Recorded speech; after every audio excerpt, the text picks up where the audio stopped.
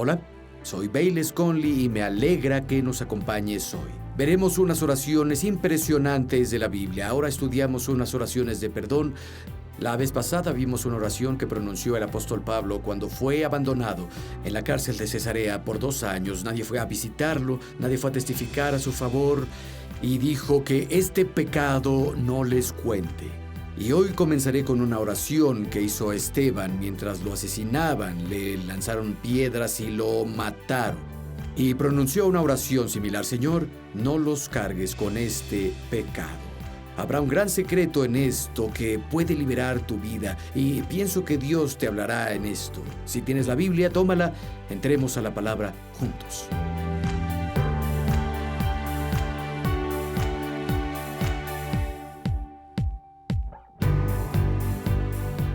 Y saben, su oración se volvió una prédica poderosa. Su oración se volvió un sermón. Leemos que cuando lo apedrearon, pusieron todas sus vestiduras a los pies de alguien llamado Saulo, un joven llamado Saulo. Y vemos en el capítulo 8, verso 1, que dice: Saulo consintió su muerte. En el lenguaje griego, literalmente dice que lo consintió con deleite.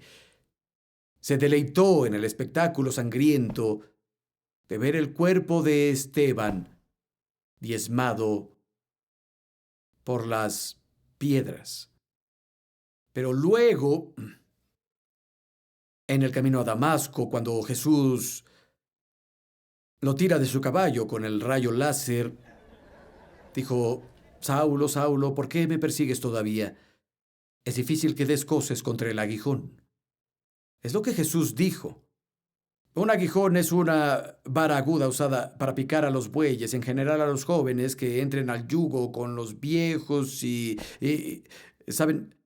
Ese Saulo de Tarso después se conoció como el apóstol Pablo, destinado a compartir el yugo con Cristo. Y fue picado. Es decir, el Espíritu Santo estuvo tratando con él todo el tiempo, y creo que se remonta a lo que leemos aquí. Vio la cara de Esteban brillar como un ángel. Y lo oyó decir: vi al Hijo del Hombre parado a la derecha de Dios, y lo oyó pedir: Dios, recibe mi espíritu. Y luego lo vio cuando caminó a otro nivel de oración, se arrodilló y pidió: Dios, no cargues este pecado a su cuenta. Creo que jamás pudo escapar a esas palabras. Creo que se volvieron el aguijón del Espíritu Santo que lo picó y trató con la conciencia de Saulo de Tarso, hasta ese día en el camino a Damasco donde le dio su vida al Señor Jesucristo. Amigo, a veces un acto de perdón será el mensaje más poderoso que jamás prediques en tu vida. Leí una historia real sobre una iniciación en una fraternidad. Salían con los chicos nuevos que querían entrar. De noche todos bebían, se los llevaban y los ponían en la carretera con los ojos vendados. Y alguien conducía hacia ellos a 160 kilómetros por hora. Y cuando el auto se venía acercando, no sé a qué distancia, les destapaban los ojos y todos se quitaban. Y un chico se quedaba parado y luego, claro, todos salían de la carretera, pero era su iniciación. Un chico se congeló y fue atropellado. Murió al instante. Y la historia no comienza ahí. La historia comienza con el chico que estuvo malhumorado en el trabajo. Estaba ausente seguido, tenía problemas con abuso de sustancias, alcoholismo. Había sido despedido de su trabajo. Era el tercero o cuarto trabajo que perdía. Y con el tiempo él obtuvo el mismo trabajo, pero cuando volvió era un hombre diferente, no estaba malhumorado. Era libre de alcohol, libre del abuso de sustancias. La nube negra que estaba sobre él y que lo hacía lastimar a todos se había ido, y alguien le preguntó a un compañero: yo estuve aquí y yo ya te conozco. Te ganaste que te despidieran. Eres diferente. ¿Qué te pasó? Le contó la historia. Dijo, era miembro de una fraternidad y así iniciábamos a los nuevos. Y fue mi turno de conducir el auto. Atropellé a ese chico y lo último que vi fue su mirada aterrada cuando el auto lo atropelló y eso destruyó mi vida. Dejé la universidad, comencé a tener problemas con drogas y alcohol y esto me ha perseguido durante todos estos años. He tenido pesadillas a diario por eso. Pero no hace mucho alguien tocó a mi puerta. Era una señora, no la reconocí y ella se identificó como la madre del joven. Y la invité a entrar. Y ella me contó esta historia. Dijo, por años te quise matar. Te odiaba. Pero hace poco me volví cristiana y me di cuenta que Dios perdonó mis pecados cuando no lo merecía. Y comenzó a tratar con mi corazón para perdonarte. Te perdoné y le pido a Dios que te perdone. Te busqué y vine aquí hoy a decirte que te perdono por lo que le hiciste a mi hijo. Nunca olvidaré lo que el chico dijo cuando le contó esto a su colega del trabajo. Dijo, cuando vi los ojos de esta mujer, vi que lo decía verdaderamente y vi en sus ojos ese día el permiso de volverme el hombre que pude ser si no hubiera matado a su hijo. Y saben, el perdón libera a las personas.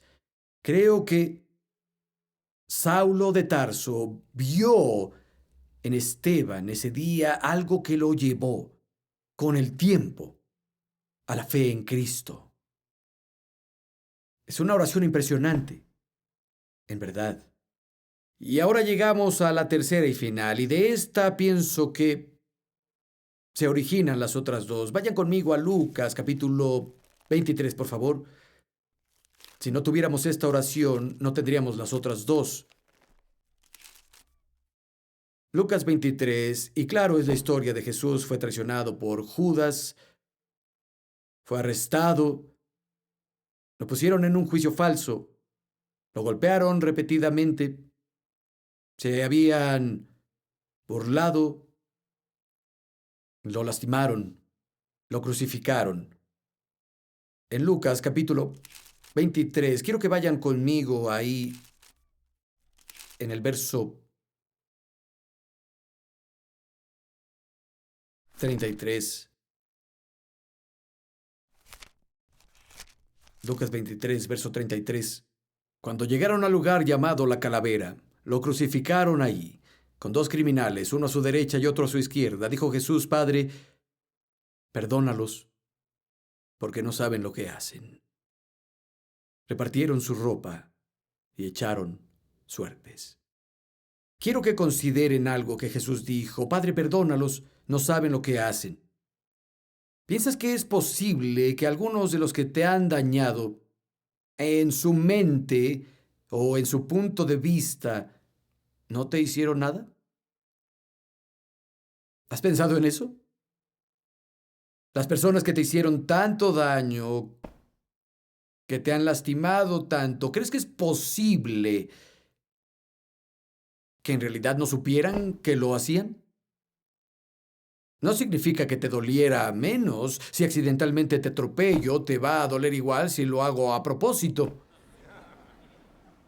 Es posible que algunas de las personas que te han dañado tanto y lastimado no sabían lo que hacían. O tal vez creyeron que lo que hacían era justo.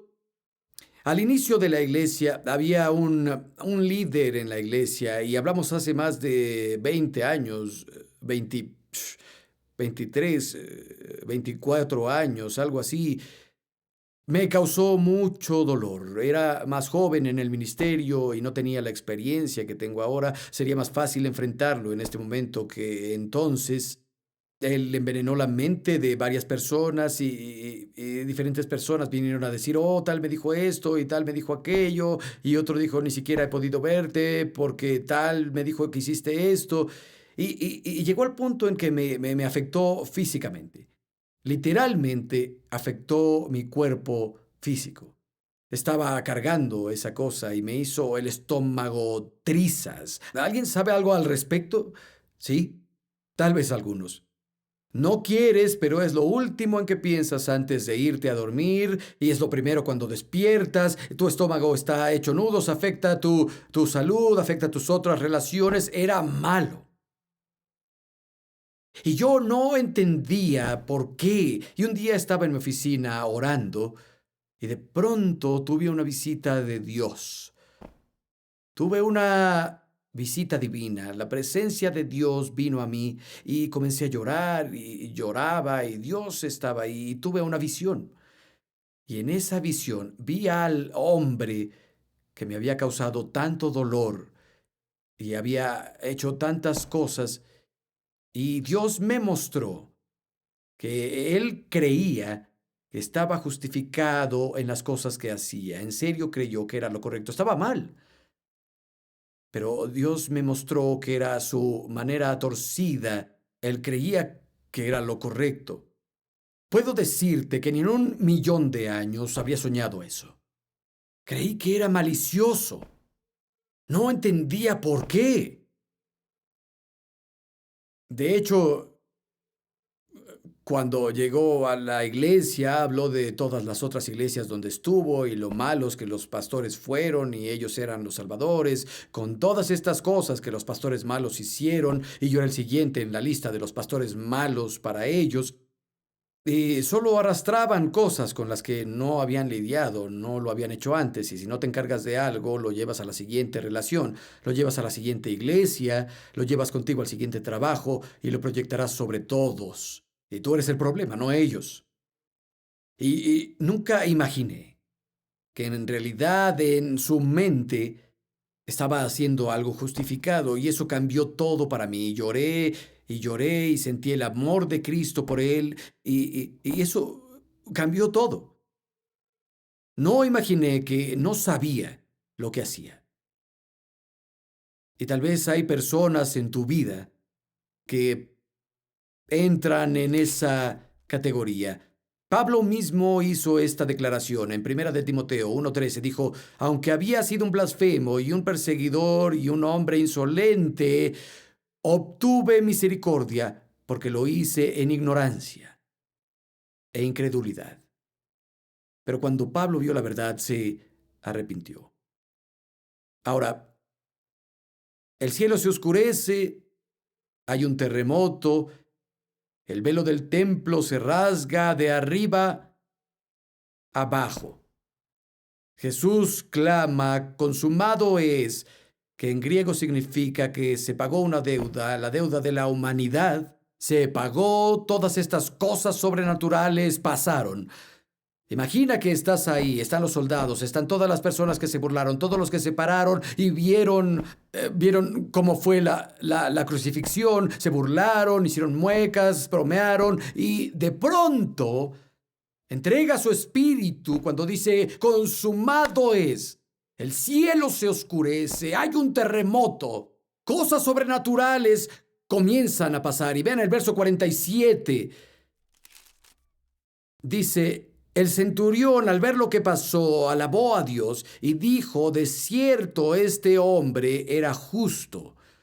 Toda la gente que se había reunido para verlo, al ver lo ocurrido, se golpeó el pecho y se fue. Su conciencia de pronto se sorprendió con lo que pasó. Se dieron cuenta de su culpa al haber crucificado a un hombre inocente y se golpearon el pecho como el recolector de impuestos en Lucas capítulo 18, en el templo, el fariseo hablando, Señor, pago diezmos y hago todo bien, sigo la ley, gracias a Dios no soy como otras personas, como ese recolector de impuestos de ahí. Y la Biblia dice que oraba solo, no le oraba a Dios, Dios no lo oía, estaba orando solo. Varios hacen eso, oran para ellos. Y estaba el recolector de impuestos. Jesús dijo que no levantaba los ojos al cielo, pero se pegaba diciendo, Dios, ten misericordia de este pecador. Cuando las personas hicieron esto, vieron las cosas que pasaron, su conciencia se encendió, se dieron cuenta que habían hecho algo mal. Pero dice que lo hicieron y se fueron. Volvieron a sus casas, volvieron a su forma de vida. No dejaron que la verdad los cambiara. Imagino cuántos tuvieron la conciencia despierta, fueron a la iglesia, escucharon predicar el evangelio y dijeron: vaya, me conmovió, estoy emocionado. Pienso en la eternidad, estoy considerando las cosas que en general no considero, pero luego se fueron. No dejaron que la verdad entrara hasta cambiar su vida. Quiero decirte, Jesús murió y pronunció esta impresionante oración: Padre, perdónalos porque no saben lo que hacen. Y cuando murió fue por nuestros pecados. Todo eso del velo en el templo que se rasgó, había un lugar en el templo, el lugar más santo de ahí. El lugar santísimo es donde el arca del pacto estaba y la presencia de Dios moraba en el Antiguo Testamento. Y había una cortina de 18 metros de alto, con varios centímetros de ancho, y no estaba rasgada de abajo a arriba.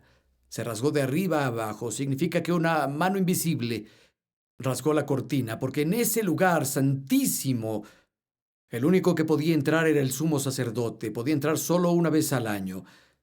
Y entonces tenía que ir con la sangre de un sacrificio animal y salpicaba la sangre por doquier. Y esa sangre cubría los pecados del pueblo por un año y solo entraba una vez al año. Era lo único que hacía. Nadie más entraba a la presencia de Dios. Su presencia estaba sellada para los demás con un grueso velo. Y cuando Jesús murió, Dios dijo: suficiente. Shh. Rasgó el velo, simbolizando que la presencia de Dios ahora se mudaba del lugar santísimo a otro punto disponible para todos. Y bajo el nuevo pacto, amigos, somos el templo del Dios vivo. Dios dice: camina en nosotros, mora en nosotros, tiene su residencia dentro de nosotros. Y eso es lo que pasa cuando haces esto y no regresas. Pero cuando haces esto y dices: ¿sabes qué? Daré un paso. Dios, mi conciencia fue despertada. Sé que hay verdad en esto y voy a hacer algo al respecto. Te arrepientes de tus pecados y confiesas a Jesús como tu Señor. El Espíritu de Dios se muda dentro de ti y te cambia. No seas una de esas personas que se conmueven y tal vez lloran en un servicio y luego regresan a sus hábitos y a su estilo de vida que tenían antes. Regresan a su vida sin cambio. No lo permitas. Inclinen sus cabezas y cierren los ojos. Haremos una oración esta noche. Va a ser una oración muy radical. Una de total compromiso de tu vida a Dios. Una confesión del señorío de Jesús. Señor significa jefe. Significa todo. Que vas a someter tu vida a su autoridad. Es una oración muy radical, es la más radical. Es una confesión de que tu vida ya no es tuya. Todo lo que eres y todo lo que tienes lo pones en las manos de Dios. Y quiero decirte, el Hijo de Dios murió en la cruz del Calvario por el pecado del mundo. Murió por ti. Y cuando dijo en la cruz: Dios mío, ¿por qué me has abandonado? Es porque el Padre puso el castigo del pecado en Jesús. Él tomó tu lugar. Fue castigado por ti. Y cuando dijo: consumado es, el precio fue pagado. La deuda de la humanidad se canceló. Al tercer día resucitó de los muertos. El clamor de Dios por justicia eterna fue satisfecha. Y eso abrió una relación con Dios. Se abrió la presencia de Dios para que venga a morar en ti. Tal vez eres un hijo pródigo, una hija pródiga. Amaste a Jesús alguna vez en tu vida, pero ahora tu vida está lejos de complacer a Dios. Lo sabes, Dios lo sabe, el diablo lo sabe seguro. Es hora de cerrarle la puerta al diablo y dejar que Dios tenga toda tu vida. Hijo pródigo, ven a casa. Hija pródiga, ven a casa. A lo mejor Dios no está molesto contigo, no está enojado contigo, te ama. Está estirando los brazos a ti hoy. Necesitas ir a Él.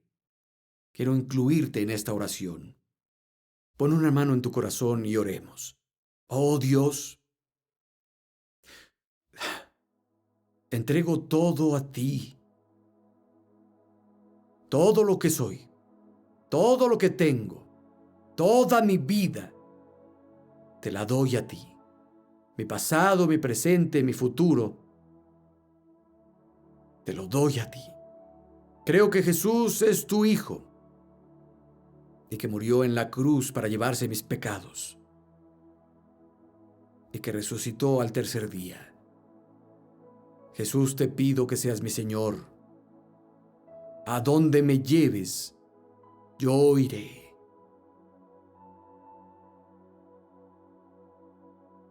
A partir de este día, todo cambia. Gracias, Señor. Sigan en esta actitud de oración. Escuchen, Dios da gracia. Nos ha perdonado de todas las cosas malas. No me gusta cuando las personas se alejan tanto de su salvación que olvidan de dónde vienen y comienzan a apuntar con sus dedos telescópicos a otras personas y los condenan por dormir con varios, o usar drogas, o mentir, o lo que sea, y ellos hacían lo mismo también. Dios nos ha lavado, nos ha perdonado, nos ha dado una nueva vida. Es impresionante. Porque nos ha perdonado mucho, debemos perdonar a otros. Tal vez este día eres un poco como Pablo. Hay algunos creyentes que te han fallado. Tal vez para ti todo un grupo de creyentes te falló. O tal vez pusiste la brocha en la tinta a la falla de una persona y pintaste a todos en la iglesia con la misma brocha. Debes perdonar. Tal vez algunas cosas no las hicieron por ti que debieron haber hecho. Tal vez te hicieron cosas que nunca debieron haberte hecho. Perdona. Tal vez como Esteban, no ha llegado hasta el homicidio como con él, pero son los que influyeron a otros a mentir sobre ti y te causaron dolor y problemas. Perdónalos. Te apuesto a que hay personas que te hicieron cosas y te hirieron, y en verdad no fueron tan maliciosos como piensas que fueron. De alguna forma en sus mentes se justificaron. Al menos parte de lo que hicieron. Pero quiero en verdad que los liberes. Pídele a Dios que no lo guarde en su contra. Haz un trato con Dios ahora. Libéralos. Perdónalos. En el nombre de Jesús.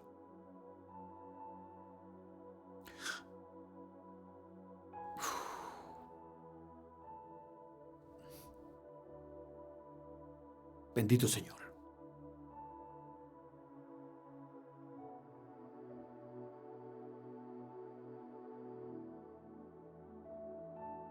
Señor, perdonamos a los que nos han ofendido a nosotros.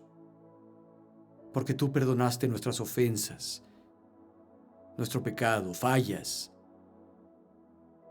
y total desobediencia.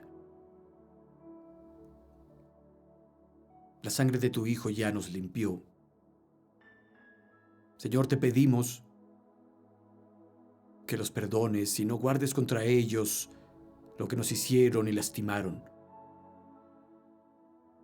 Los liberamos en el nombre de Jesús.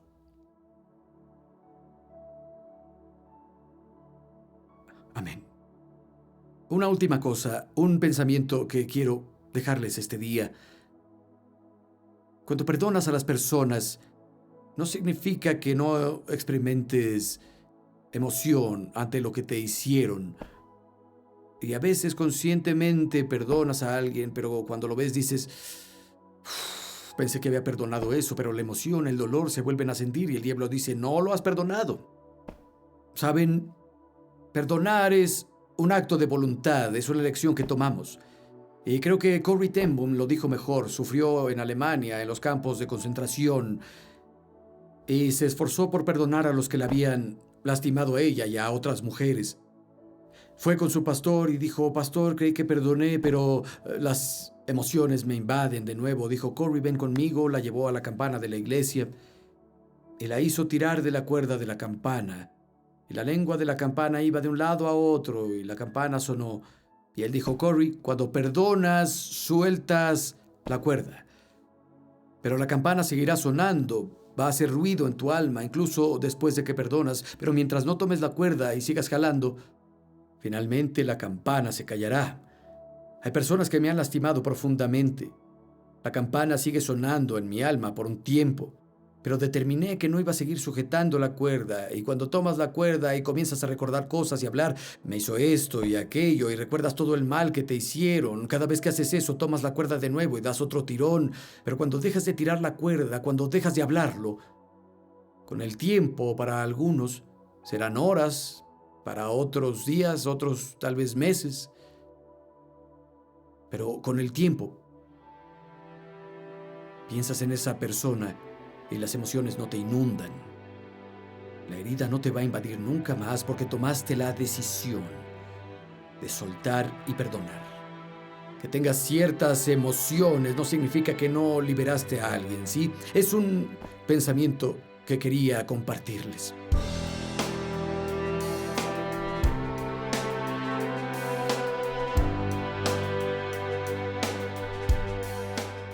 Cuando perdonas, esa campana podrá sonar un tiempo en tu alma, pero no será para siempre. Si dejas de sujetar la cuerda que te aferra a eso. Sabes, amigo, tal vez estamos a kilómetros o en continentes diferentes geográficamente, pero el Espíritu Santo está ahí donde tú estás. Pido en el nombre de Jesús que el Espíritu de Dios te visite, te libere y haga su trabajo en tu vida. En el nombre poderoso de Jesús. Nos vemos luego.